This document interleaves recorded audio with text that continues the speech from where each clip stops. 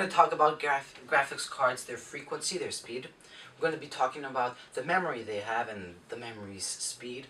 We're going to be talking about the cooling and the overclocking, as well as some little general information here and there.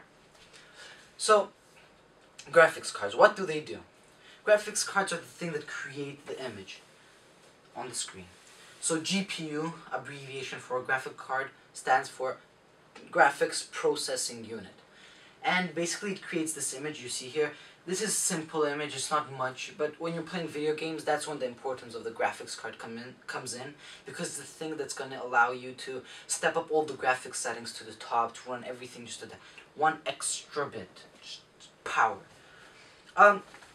So let's start off first by talking about the frequency of the graphics cards. Like CPUs are measured in actions per second, the actions they can complete in a second, and instead of gigahertz, it's measured in megahertz. So a graphic card like this one, the GTX 670, runs between I would say 950 to 1000 megahertz, which is really good for a graphics card, and that's enough for you to run really good games.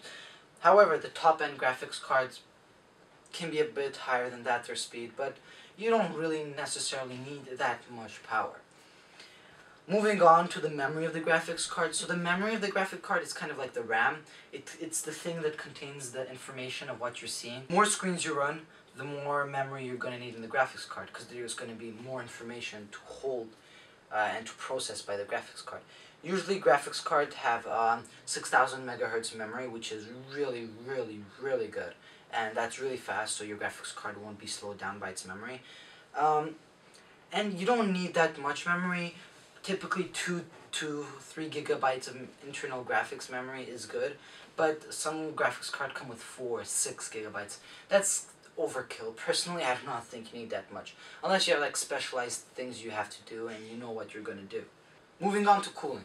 Cooling is another important aspect of your graphics card, because it's going to keep the heat of the graphics card, the processors, the chips lower, and that's good because if you know your basic physics, as components get hotter, the less conductive they become.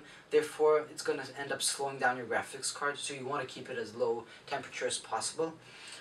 Additionally, having a good cooler allows you to overclock your card, and that is great because you can just achieve that extra little bit of power. Moving on to just other small things you might want to look for in graphics card. Some graphics cards, they have like little special features. For example, there's two graphic card brands, NVIDIA and ATI. NVIDIA, what they're good with is especially their 3D aspect of the graphics card. So their graphics cards are better when it comes to 3D gaming and 3D images. So you might get better performance if you're looking to play 3D games with those glasses and all of that stuff. However, AMD, what they have on the other hand, which is really in ATI, which is a branch of AMD, what they have, which is nice, is they have Infinity Vision. It allows you to run 3 monitors off one single graphics card, and that's really nice. And yeah, they're both really good. They have tight competition in between themselves. And usually when you buy a graphics card, you want to also look at the resolution it can create. And the higher the resolution, the better it is usually. You want to look to get as many top-end things as you can in a graphics card, and the more of those top-end things you have, the better the card will be. Now moving on to the second part of graphics card, the compatibility. Usually when you're getting a graphics card, you want to get a motherboard which is suited for it, so you don't want to get a bottom-end motherboard with a top-end graphics card. Additionally, you want to get a motherboard which has the same type of socket, which has a socket specifically for that graphics card. So usually graphics card nowadays you should buy them in PCI Extreme, and basically the PCIe slots, you can see them, and basically that's where your graphics card plugs in.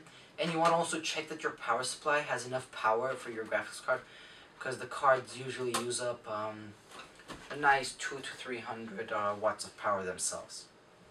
Alright, that'll be it, and we're moving on